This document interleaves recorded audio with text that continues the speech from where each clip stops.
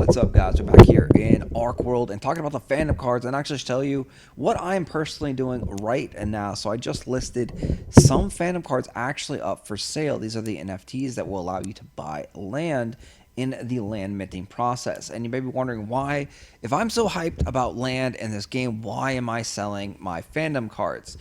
Well, it's quite simple. I currently have 34 fandom cards and I want to buy all the land available, but buying 34 fandom cards of land is over $5,000 to buy all that land.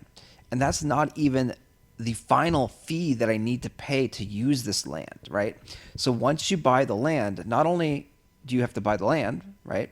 But you need to buy the house design that goes on the land.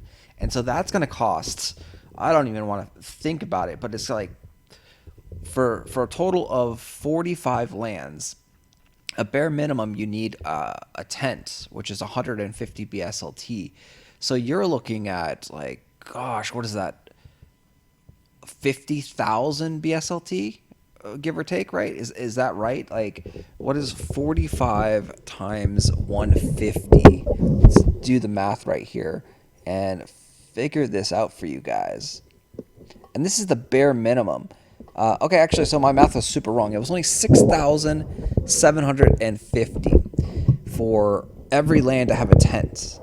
So it's not too terrible, right? But that's just a tent. Like, most of these lands will not be small. They're going to need larger structures than that. So they're going to need, houses or, extra large houses.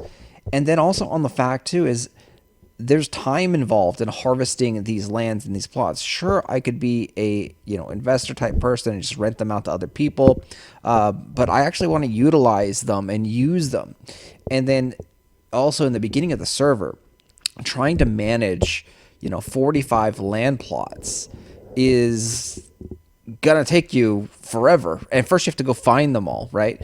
So you have to find them, you have to build up your structures.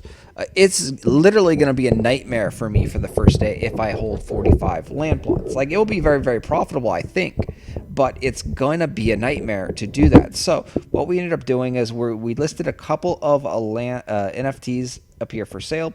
And these ones are actually very, very cheap. We almost have the cheapest ones up for sale. So these guys, this 2451 and these 2455. So I put them at these kind of oddity numbers so that you can know about them, and like I can just see real quickly in the sales history if mine actually sold. So like it's good to know, because like if you put a number for like say 2500, and then you're just like, oh, someone sold for 2500, and you don't really remember what your wallet number is or what yours looked like, it's kind of hard to tell. So if you put that oddity number, that little, like, hey, I put a single digit, like I put a 1 or I put a 5 on the end of it, it makes it a lot easier to figure out if yours actually sold or not. And as you can see, we were almost the cheapest ones for sale. I don't know if these are actually purchasable, because some of them are staked and you can't purchase them, and they put them up and it's just like kind of like locked. But yeah, so if you are interested in fandom, there are some cheap ones up here, 24, 55. So these four are all mine for sale right now. And again, the reason is because you want to have an even number of 3. So for every 3 fandom cards that you have, you get a free medium land. And that's why when I said I had 34 and that I would end up getting 45 lands, is because we buy 34 lands. And then we're also awarded 11 free medium lands for having so many fandoms. So if we knock this down and we sell 4 of these guys, this is going to help out with the purchasing of the land sales. And so that's what we're doing here. So each one is approximately $600. After the fees and everything, it'll be down to like $550. So for selling 4 of these guys, we'll end up having about $2,000 that we can go ahead and throw into the land purchases coming up in the next couple of days, which will, help out significantly and give us pretty much everything that we need. We'll be able to buy, the 30 lands. And then now we just need to worry about the BSLT and buying a bunch of BSLT. So, yep, this is what I am actively doing. I personally, if I didn't have so many fandom cards, I would be buying fandom cards even at this price. So, but yeah, the fact that I have so many fandom cards already, that's why. I also do have some that are listed really higher. I think I have some listed at like 3,500, and so they're just there in case someone decides to come and just buy everything. I think maybe like this one's mine, or this. Like this one's mine, I think, and this one's mine, I think. And so like they're listed up for 3,500. So like if people want to pay, I think this one's mine too.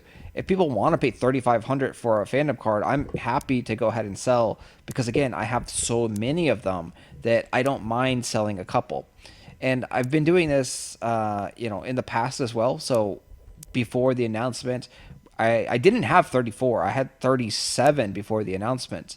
And I had a couple that were listed because I'd been buying them. Like I've been slowly buying them over time during the lull period, right? I've been buying them when they were down to like $100 per the fandom card, trying to kind of snipe good deals, right? And so buying them for 600 clay or buying them for 800 clay, and yeah, picking some good deals up and then just kind of flipping them for 1,300 clay or 1,200 clay. And so that's what ended up happening. When I started, I had 37, and then the announcement happened, and then the price shot up from like 800 clay instantly up to like 2,000 clay. And so mine that were listed at like 13, 1,400 clay got bought up, which, hey, I still made profit because I bought them at like 800, 700 clay.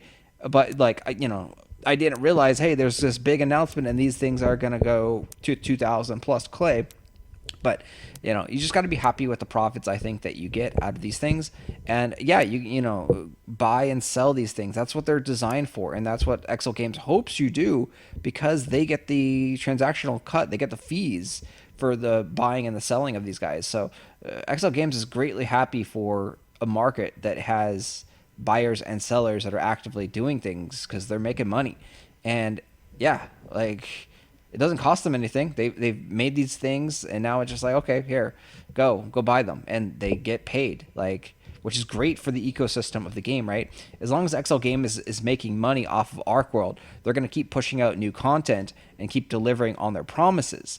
If the game was a dumpster fire and no one was spending money and XL Games was just losing, millions of dollars, day after day or month after month, they would not continue developing and updating the game, right?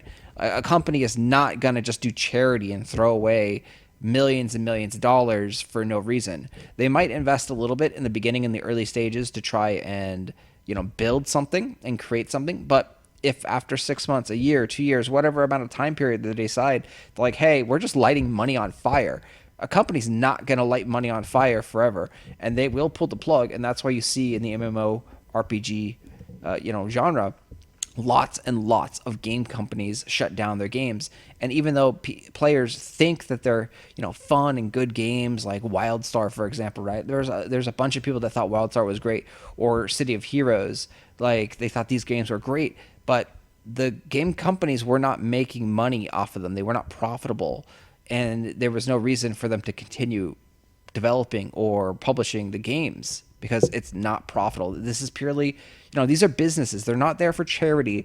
They're here to make money. So if the game company doesn't make money, if you are not spending on your game, then the game company is like, hey, no one's buying anything. Why should we keep developing and improving this game? Like, it's not worth our time or effort to do. So in a way, like, the consumer has the power, right? If the consumer is not spending on the game, you in turn could potentially shut down the games. So even though like people really liked the WildStar, City of Heroes and others, but if you didn't actually support the game development by buying something from their cash shop or paying the monthly subscription, you are actually in a way killing the games. So if you do find a game that you do like, you do want to support them. If you financially can, obviously you can do whatever you want with your own money. But if you find a game that you like, me personally, I do like Age. I do like Archeworld specifically now. I do see a lot of great things in this game, and I support it with my money. So I, buy fandom cards, I buy land, and in this case, it's an investment in this game because everything is freely tradable and sellable, and it is encouraged to be bought and sold. Whereas in other games, if you buy and sell things like for real money, you're criticized as a real money trader, and like the community is hated on that, like Chinese gold sellers and so forth. Like it just you're blacklisted in a way. Where this game company is embracing the entire RMT aspect, and trying to cut out obviously the gold bots and sellers like that. And so like, yeah, I do think that this is the future of MMORPGs, right? Like I think that game companies getting in on the action, because you're not going to ever stop RMT, in my opinion, right? Real money transfers are going to happen. Someone's going to buy an account, someone's going to sell items. Like people with money don't want to spend 24/7 on the game. They want to buy an account and have the fun that the games are offering, designed for. Like the game's like, oh, you have this great cool PvP battles, these arenas or these contests or these world bosses. But someone who is very wealthy, or even not even wealthy, but just someone who doesn't have the time to play 24/7, they're like, well, I don't have the time to raise and train this character 24/7. Like, I'd rather just pay someone $50 or $100 to raise a character and go do it. And they do. Like, even if it's illegal and even if it's frowned upon by the communities, and terms of service says you can't do this, it has happened for the last 25 years since the internet has been around. And like, there's no way to really stop it. Like, so embracing it allows the game companies to not have to actually push their cash shop, right? If the game company doesn't get a cut of like the transactions, so all these sales and transactions they get a cut of, they get a percentage. If they don't do that, then now the game company has to make money in some other form. And so that's where you get the subscription model. The subscription model was great for several years, but then it kind of like failed. Everyone went free to play because people want to play the game for free. People are cheap. They don't have lots of money. And so then they went free to play. Now with free to play, the game company still needed to figure out how to make money. So they figured out, hey, a cash shop selling items is a way to make money. And we can now target whales who have, tens of thousands of dollars that will throw at us and play our game. And now they're happy with that because they got these whales that are just spending tons and tons of money and providing more value for them than if they did a subscription model with 10,000 people paying $15 a month. It's a crazy, crazy thing, but yeah, there are the haves and the have-nots, and the haves that have money have a lot of money. Like, that's why you see things that are selling for millions and millions of dollars, just stupid random shit, right? Like the NFT monkeys that sold for millions of dollars, right? That's just crazy and stupid shit, and it's selling for millions of dollars. Sure, some of the transactions are fake and, just friends bouncing it back to each other, trying to inflate the prices, right? That happens.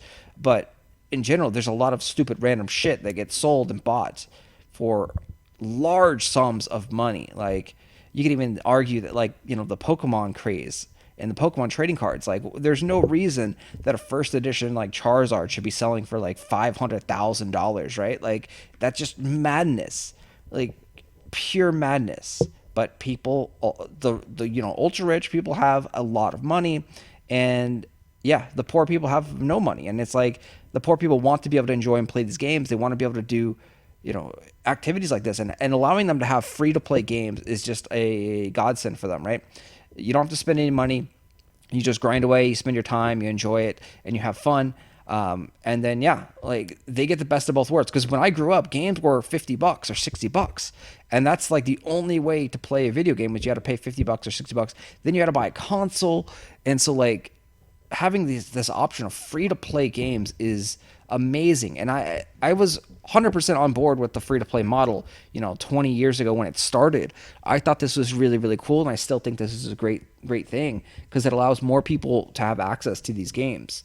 So anyway, that is my rant. That is what I'm doing with Archeworld here. Hope you guys have a great weekend, and I will see you in a couple of days as we dive deeper into the patch and see what's going on with this new update.